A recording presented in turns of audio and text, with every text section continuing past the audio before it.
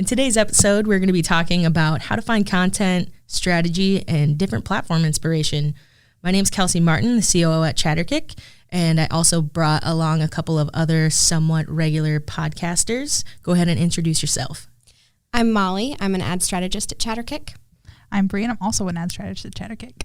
So part of the reason I brought these nerds on to this episode of the podcast is because we have multiple layers of communication and chat between us three specifically. We're part of the innovation squad at Chatterkick, and we are constantly sending new link ideas to each other, new examples of posts, strategies. Did you see this? Did you see that? And so that's why I picked you nerds. I'm super excited for the episode today. Where should we dive in? Should we talk about where are you guys finding all of these amazing content ideas? Molly, you can go ahead. I feel like a lot of content ideas come from Pinterest for me because there's a lot of just like, I look at a lot of humor stuff on there. And I know the content team doesn't listen to everything that I send them, but it's a lot of puns, if I'm honest. There's a lot of puns that come from me, and I find a lot of them on Pinterest. Pinterest is like the best go-to space if you're a one-woman show, one-man show, or even on a small marketing team, and you're posting content on a day-to-day basis and you're really stuck on like, I have no idea what to post, where to go with this. It's a really good place to start. And I know we are coming up with content ideas constantly for our clients, but also we are putting together a weekly newsletter that we send out to a subscriber list, and it has amazing like image prompts, photo prompts, image ideas, content ideas, and a million links. Where do you go, Brie? I actually don't go to Pinterest, which is kind of funny. And I am a little like, I didn't even think about that. I go to Dribbble with 3 B's, DRIBBLE, so many B's in that word. And that's a lot of like design stuff. So for a lot of content, sometimes you don't have a photo and you have to kind of like make something yourself. And then you can get an idea of how to create kind of a graphic instead, or a simple graphic that you could apply in any kind of platform that you're using it. And then I'm a huge YouTube nerd. I'm watching a lot of YouTube. I'm watching a lot of video people on YouTube, photographers on YouTube, After Effects on YouTube. And then on top of that, I'm an Instagram junkie. Totally. My saved section of Instagram is atrocious. That's and what I was it's gonna all ask you. content ideas. So yeah, I'm constantly like screenshotting, saving. Like, what are you guys doing with your content ideas? Other than like one of my saving graces is that we send it to each other. But I also used to use like super fancy software like Phantom Buster and Zapier. I used to do this when I did like finding UGC for clients or inspiration. This is going to get really nerdy, so just a little bit of a warning.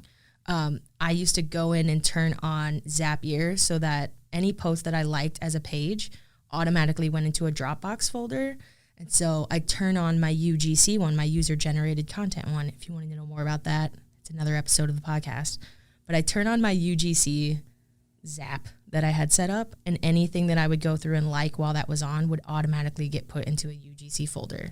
Yeah. And then I would turn that off, and then I would turn on my OMG, this is amazing content, and I'd start going and liking stuff from the page to do that as well, and it would automatically put it into a folder for me in Dropbox. It was amazing. That's beautiful. And Zapier, for those who don't know what that is like a connective tissue between 2 different websites or platforms that can automatically send information like photos and people's emails if that's what you need to go back and forth, and you just kind of pick the 2 things. So you can pick Dropbox and Facebook, or you could pick Gmail and Salesforce, or whatever that is, and it's a very affordable, if not free, software option for that.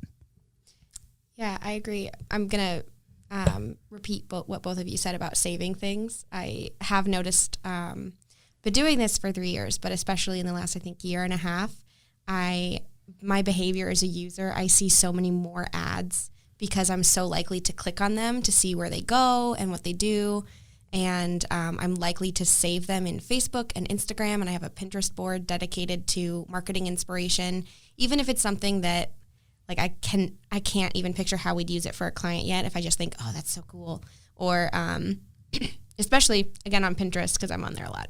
I've been saving screenshots from people's Instagram stories, and they're ones that like And you can tell that this Instagram story took so long to put together because they have like the words that are spelled out, each individual letter is its own piece of text. And then they drew things on behind it, and they added the neon shiny like dots on things and like emoji certain places. And they basically did graphic design in an Instagram story. And I'm like, oh, it's beautiful. But I know how much time it would take. And so I have a ton of those saved. Specifically for, client inspiration. And then the other place that I can go or would then share that stuff. I try to remember so I don't have too many things in my screenshots folder on my phone at one time. But I try and add those into, I think we do a really good job at Chatterkick of across the entire organization, anybody who finds something that they like, we have a spot where we can share that amongst everyone. So that way, I might be picturing it for one client, but somebody else could think, oh, that might work for somebody else, or I could do like this slight tweak and it would be great for XYZ. I'm also notorious for being that person who, if I see an Instagram story that I don't automatically associate what app it came from, like VSCO or Unfold, I'm notorious for messaging somebody and I'm like, how did you make that? Tell me how you made it. I want to know right now. And sometimes they're just like, I did it in Photoshop and pulled it the old fashioned way. And I'm like, good for you. Good for you. Makes sense. It makes sense. And then sometimes I'm also like grabbing stuff from other regular content. It's not a photo. It's not a video. We're also do this to each other a lot where we'll see a listicle on BuzzFeed and say, I think we could apply this to Chatterkick or to a client really easily, tweak it this way. And then it's a blog or it's a text post of something that is going to engage people super easily. And that kind of stuff also is really good content. It doesn't all have to be graphic based. It can be blogs. It can be text that you associate with other things. Right. And when we say ideas for content, we're talking about like the image, the video, whatever the graphic and the image is, but also like the copy points too. I think where a lot of people get stuck is they immediately go to like direct competitors. What are my direct competitors doing? And while I think that that's okay, but I would think like way beyond past that. If you really want to see your industry, go ahead and look at like industry associations are always great to look at because they're not biased in trying to get sales or trying to make awareness. And that really is what you're supposed to be doing, is telling your overall story. So those are really great. If you want to look at, I guess, competitors, I would go look in a completely different region. Like my go-tos are always like on the coast or Colorado. Denver's really competitive. So I always go look at what this dentist office in Denver is doing, but going and looking like way outside of your circle and just start saving pictures that you like. I look at different platforms like Etsy, Shopify. Those platforms are just pumping out content like nobody's business. So look at the way that they're writing. If that sounds like your voice, for the longest time at Chatterkick, and I know we're still doing this, we are going back and making kind of like a fill in the blank, like a Mad Gab. Is that what it is? Mad Gab? Mad Libs. Lib. That. Mad Gab is also a game, right? I can't answer that for you. That like jumbled thing where you like. I think that was before our time. Oh wow. Okay, that's crap. Mad Libs is the one where you put the weird words in a sentence and then you have to read it back. Sure. Okay, I'm gonna call it fill in the blank then to just move on from that topic. But we've created different fill in the blank in a different like Excel sheets. You can kind of filter by topic, and that again is getting a little on the nerdy side. But start copying and pasting stuff that you see that you like. You can always go in and switch out words, add emojis, add your services. But it's always nice to just create a bank of content and a library just to get you going and just to get you started when you're really stuck. Because a lot of the people who are listening to this podcast and the feedback that we've gotten, it is small businesses and it is teams of 1 and 2. And it's like, social media is 5% of what I do, but it's super, super important. So give yourself that extra oomph by working off of a library that you've already really created and curated. Yeah, I would say go even further than just moving beyond your geographic bounds. One of the things that I really love about kind of the way we work together at Chatterkick is the fact that we work across so many different industries. So we can apply strategies that are working in one industry to another. And we hear from some other people that are in the social media space that they work exclusively with one type of industry and that they know everything there is to know about that type of industry. And I always just kind of shake my head at that a little bit inside because social media is something that goes across a ton of industries, and you won't find new ideas if you limit yourself that way. So if you're maybe a small business owner, or if you're looking to do it as kind of a one woman or a one man show, I would say start looking at, as long as they are somewhat similar to the brand you're representing, start looking at other brands that you like and create sort of, a group of aspirational brands that fit those same guidelines, and they don't have to be in the same industry. They don't have to be talking to the same people. There's a lot out there to take inspiration from, and I would just say don't limit yourselves. Right. So we're saying get involved in the platforms. Honestly, working in a social media agency, personally consuming is completely changed for me. So it is, if I'm on the platforms, I'm literally looking for content. Same. And I can't just scroll without taking screenshots of things. So there's always that. Subscribing to newsletters. Again, seeing the way that subject lines are really great posts. So subject lines that you see from other people or headlines, like those make really great posts with emojis on them. What other things? Are there like specific platforms other than Pinterest? I know we talked about Reddit a lot earlier today. Are there specific people that you guys follow for like the gold ideas, or is it just spending 15 minutes and scrolling and clicking and finding and kind of going into a little bit of a tunnel to find some content? For me, I definitely follow a lot of people in the like tech and camera space. When I'm not here, I'm a photographer. And so like that's kind of my personal, but then I also see that they do a whole things on how to do podcasts and how to make a website on Squarespace. And they're doing all kinds of content like that. And it's so cool. And they're doing videos about making things in After Effects, but then it's also like a vlog on top of that, and they're like walking you through it, and then it plays the whole thing through. And so I think my top two there are Sarah Dietschy, her name rhymes with Peachy, and that's like her tagline, and then Mango Street Lab on YouTube and Instagram, and then Becky and Chris on YouTube and Instagram, their aesthetics and their tech and the way that they go about curating everything. And you see stuff happen, and then it's backed up like months, and you don't even care. And that's the thing to learn, is like social media is not always linear. It's timely, but you can also go backwards, and no one cares. A lot is timeless. Yes. I think where people get stuck is, the tutorials are great. They get complicated very quickly. But a lot of the times, I might be in the healthcare field and I go find this piece of content that I think is really cool that a lifestyle blogger is making. How in the world am I supposed to adapt that to my brand? And people get really stuck on that.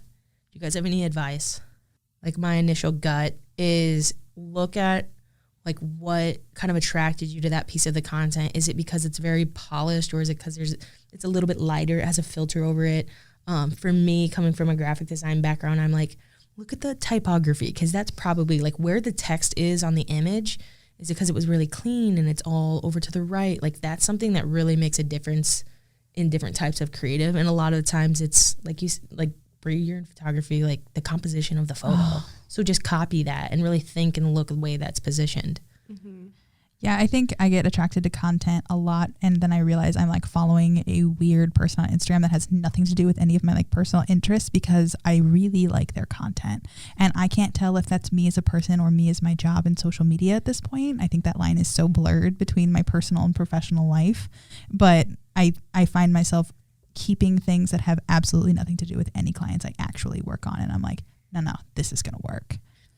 And I think that like realizing that when you strip out whatever their subject is and the fact that that piece of content related to a person, and we say this all the time at Chattercake, we treat people like people, and you have to treat your content like it's going to a person and realize what about that attracted you, the eye, the tone of voice, the typography, whatever it was. And if that matches your clientele, that's going to work. Yeah. I also think in developing content for your brand, treating your content like it reflects your brand as a person. So as you get to know people, like everybody becomes known for something. So in the Chattercake office, one of the things I'm known for is being a really picky eater. And like it's a kind of a running joke that happens a lot. And it's cool because it's absolutely true. But it's a thing somebody knows about me as a person. And some of the most successful brands have gotten to the point where Wendy's is the really easy example with the way they behave on Twitter is like, that's a thing they're known for. And it's what makes their brand feel like a person and feel approachable. And you can do the same thing with your content. And you can't be told what to do exactly, but you have to find sort of that running joke. And it doesn't have to be a joke or a humorous piece of content, but some of the most successful brands or people that go viral, because that's the most unpredictable thing. But what they've done is they've found something that works for them because it's authentic to who they are. So if you do that for your brand, that's what will be successful. And I know that's very vague, but the example that my mind goes to, I follow Celeste Barber on Instagram. She is a comedian. So it is sort of an inside joke because it's hilarious. And her entire shtick is that she takes these unrealistic, unattainable photos of models and celebrities, and she recreates them and like doesn't even get anywhere close. And so it's so hilarious because, she's bringing, people in the upper echelons down to our level, and that's humorous. What level do you think I'm on? The upper echelons. Well, obviously. Yes, it's where you are. She brings it back for the rest of us peasants. For the rest of us peasants, not for Kelsey. Just kidding. Let's move on. But she has this kind of, she does the one style of content because that's her running thing she does. You don't have to limit your brand to one style of content, but having like a key piece of content or a content style that you do regularly that you're known for will get you to build up an audience that regularly interacts with that kind of content. So it takes a little bit of experimenting to get there and figure out what is that going to be, but you're going to find it when you're being the most authentic to your brand and to the people that you are representing. Okay, this is going to be the bridge, right? We're going to walk into strategy, and I'm going to kind of use, I guess, like the person who's inspired me the most, and you guys probably already know where I'm going with this, and I'm going to name drop Gary Vaynerchuk. A whole other story of like how I got into social media was because of him. But his account, like not only what content should look like, but like literally the do what I do, and post how I post and how often I post and where I post. It's the best example of both content and strategy. So now I want to kind of bridge the gap into the strategy conversation. We already talked a lot about following accounts for content, but where do you guys go to stay up on the latest strategy changes? These platforms are changing all of the time. Like, how do you stay in the loop? Reddit. I recently shared with the rest of our ad strategists at Chatterkick a Reddit area that I follow, like a thread, and it's where the other ad strategists of the world and nerds go to like talk to each other, solve problems, say, oh my gosh, did you see this? And it's like our Chatterkick internal chat, but on crack. There's just like a bunch of people who do what we do and think the way we think at Chatterkick, and it's really cool because you can go and people even go in there and they're like, what are you seeing right now? What's changing? And people all the time are like, this is how I'm doing Google ads. This is how I'm doing LinkedIn ads. And this is why. And I pulled this in from another area, and that area of Reddit can sometimes be scary and a very weird black hole of the internet, but it can also be super helpful. I really thought you were going to say Chatterkick's social status email because it has amazing content, Molly. That's right, it does. Where's your go-to? Because I'm always, I kind of look over the emails before they get sent out, and I'm always really impressed with the variety of links that are on there. A lot of the times when you have social media newsletters, they're all the same because everybody's just pulling those from like Social Media Today, Social Media Examiners. What are your sources? Tell us. I'm so glad you said that because it's actually something that I'm a little bit aware of. I try very hard to keep a variety because I think that's part of the value, and I don't want to pull all from the same source because then you could just go to that source. So I do have Social Media Today links on every single one because I think they do a fantastic job. They do. If you're not subscribed to their newsletter, you should also be subscribed to that. Yes. So I'm subscribed to that. And then I subscribe to some other newsletters, and then name drop there's two. So the Internet Brunch, and then is it Links or Scoop, or there's one you sent me that I'm going to forget the name of immediately. Bree, what was it that She just does really quick sound bites for the day. D's Links. D's Links. And DEE or DEEZ. Yeah, Yeah, right. DEEZLINKS, and she's actually a girl I went to high school with, and she now writes for BuzzFeed, and that's her like daily newsletter. I love it. I love it very much. So that is another one. I also look at TechCrunch, Mobile Marketer, and then the other one that I try really hard not to be too reliant on because it's very easy because I love it so much is BuzzFeed, both from kind of just the main home BuzzFeed. Sometimes they'll have stuff related to the social media world on there, but also BuzzFeed News does a really fantastic job. Nice. And then beyond that, it's other sources inside ChatterKick. So yourself, Kelsey, Bree, sometimes other team members will shoot me things. Christy has the wildest Facebook feed, and She I'm gonna does. put that on here so it's published somewhere. But the memes and a lot of funny, weird things come from Christy Plucker's newsfeed. That's very true. It's 100% true. Now that I've started spending a little bit more time on TikTok, a few of the humor, we always try and put a couple of links to trending memes. And so those will typically come either from BuzzFeed or every once in a while I'll put a TikTok that I particularly loved on there that I just felt like everyone else needed to see also. Love that. We also did the Netflix thread that went absolutely viral, and all these wholesome brands that we all love so much, like HGTV and Pop-Tarts, all jumped on this like very interesting, wild ride of like ways you can talk about both your brand and some explicit content. So subscribe to the Social Status because it's got some good stuff in there. Another good one I wanted to touch on for people that can do this, talks a lot about platform changes and a lot about the business decisions behind those platform changes, is The Verge. Yes. That's another source we pull from. Although I will have to say, I think the best place to get the platform changes is subscribing to the platform newsrooms themselves, because a lot of people get it wrong or it's premature and it's not out there.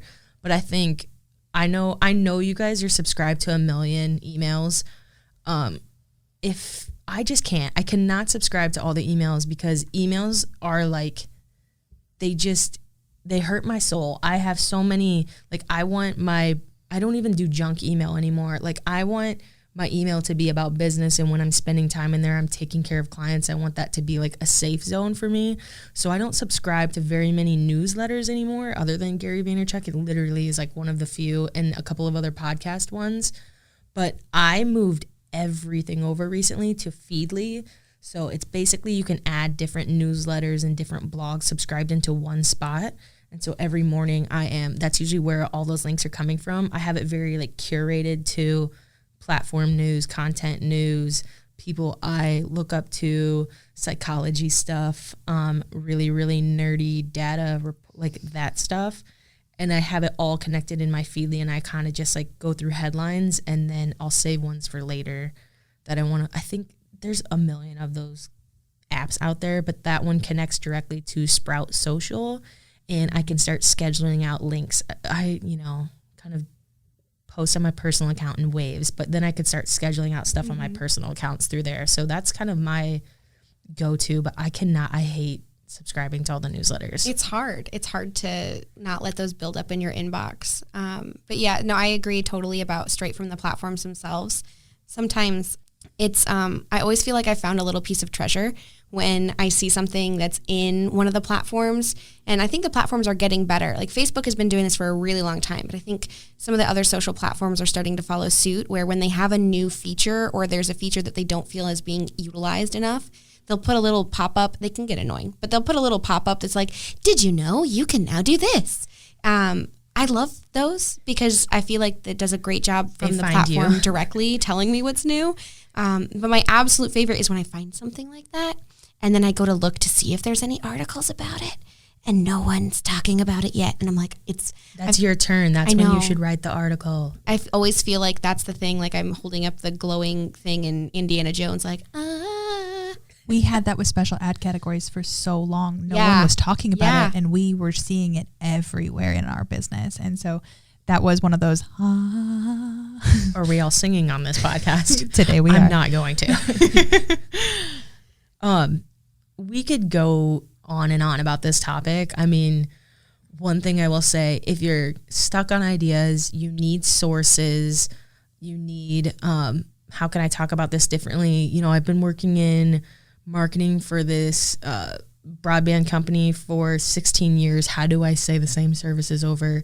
Call us, because we love talking about this stuff. We love looking for content. One of, you know, our team as a collective, our favorite services, I guess, that we do is just live brainstorming sessions with clients. We get so excited about it. There's sticky notes involved and whiteboards and big sticky notes and whatever. I mean, I think that's one of our favorite things. And so if you ever want to pick our team's brains or just really see what nerds in one room do when they get excited about creating content and innovation, if you want to see the personification of collaboration and innovation, all those shuns, let's do a brainstorming session together. They're my favorite thing, for sure. Ooh, we all just are for sure at the same time.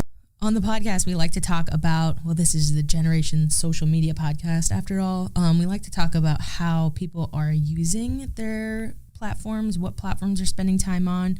And so because you guys are both very active on social, like Molly, I'm really curious, what apps are you spending time on? You don't need to tell us the hours because I don't want you to be embarrassed, but I do want to know, what are the top platforms? First of all, give me the bracket of your age. A lady never tells.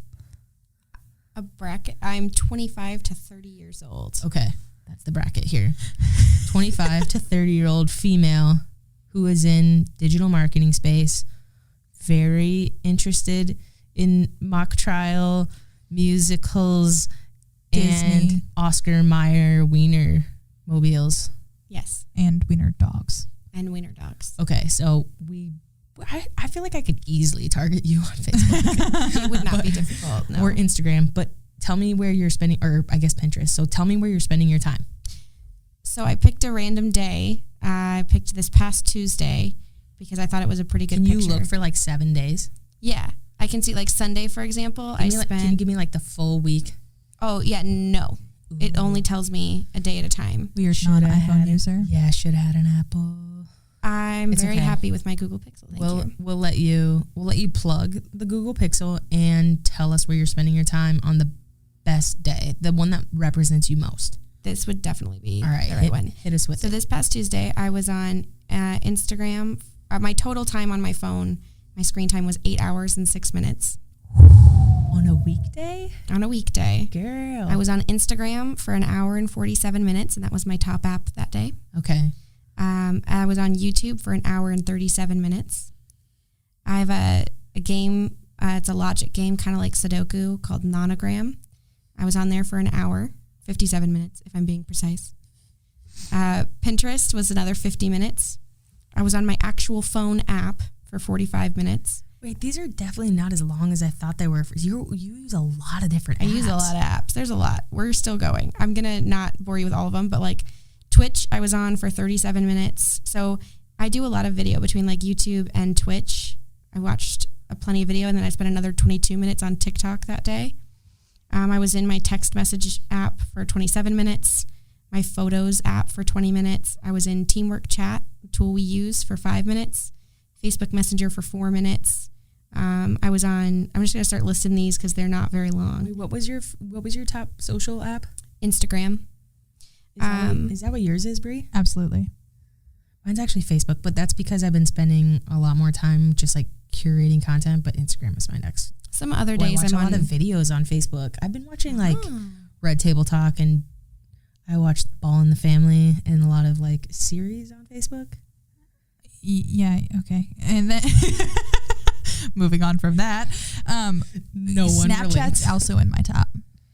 Okay. So, and I it's don't- not in yours, Molly's, and it's not in Kelsey's. I Oh, don't definitely not. I don't get and- on there very much. And it is in mine a ton because I have a lot of groups on Snapchat that speak to each other all of the time. Oh, that reminds me. Yeah, that is. I've been in some really amazing Facebook groups. Like Siouxland Marketing just started a group. Love that. We're in a platform groups. Facebook groups has been like the best crowdsourcing. I hate support forums. You know, for like Facebook and any of those other Facebook groups are such a better way to get your questions answered because somebody Absolutely. there knows. So I love like the Facebook groups and the other like digital marketing groups and platform groups. Love that. You want to know what I'd be super interested in Molly's breakdown of her phone that she can't see, because I don't think you can, is the difference between Instagram stories and your Instagram feed. No, we can't see that. But I'm super interested in the difference between like somebody that is in a 25 to 30 age range versus like a 16 to 20 age range on stories versus feed. Is there one of the apps that you feel like you're either surprised that it's not in the top 5 or surprised that it is in the top 5? I don't think I have a lot of surprises. I think when I started looking at them all together, I consume a lot more video content than I especially on the weekends. Like, I know I watch a lot of Netflix. I binge a lot of Netflix. But not on your phone. No, on my phone on the weekend. Sometimes I am very, very nice to my husband and I let him watch sports while I watch Netflix. Sometimes is the important keyword there. But yeah. Can we talk about Twitch? Yeah. Yeah, on your phone. What are you watching on Twitch? I'm watching The Sims. Oh, you're watching that lady play The Sims? Yeah. That's okay. She's awesome. Say that proud. Her name's Lil Simsy. I like her a lot. Yeah, one time I was at Molly's house and I got to also watch Lil Simsy, and I think that might have also been, no, that was on YouTube. She's on both. We'll follow her on any platform I'm ready to watch videos on. I like Twitch a lot. Actually, I remember when we first started talking about Twitch in the office and how it was seen as more of a male platform, and it kind of is.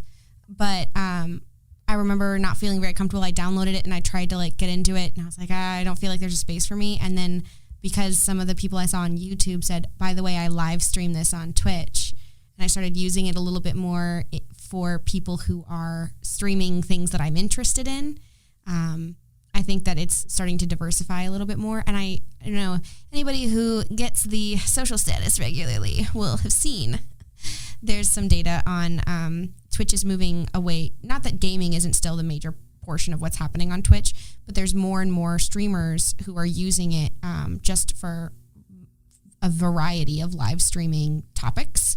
And so it's growing as an app because it's reaching more audiences. But I really love the ability to interact. And it's similar to Facebook groups versus like a help forum, because I know somebody will respond. Like, I can type in, hey, I love what you just did there. And they'll be like, thanks, Molly. And I'm like, it was me. They're talking to me. But you can also, not just the person presenting, but like there's some really great discourse happening between the people watching. And so it feels very much like a community. And I like it a lot. Love it. Okay, so that's a podcast first. We've never talked about Twitch, so appreciate that. Appreciate you sharing your not deep, dark secrets, but thanks for sharing with us your screen time. Appreciate both of you being on the podcast, and more appreciation, since that's the only word I can think of in this moment, goes to Kelsey, all of the listeners here. you. Yeah, thank you. We just are so appreciative today. Thanks for listening. And we'll do one more plug for subscribing to The Social Status. And we will also do one more appreciation for Drake University for having us on campus to record this podcast. Thank you, Drake. We are in Des Moines today to have Molly with us, and they so graciously let us record in their space. Yep. Love it. Thank you. Have a great week, guys. Before we wrap up this episode, we did name drop a few accounts that we go to for inspiration. We have continued that conversation and added a lot more people onto the list. So I'm putting that link in the description of this podcast, and we'll post that both on our Chatterkick blog and on the podcast blog. So if you're looking for accounts to follow for content ideas or strategy ideas, check out the link below.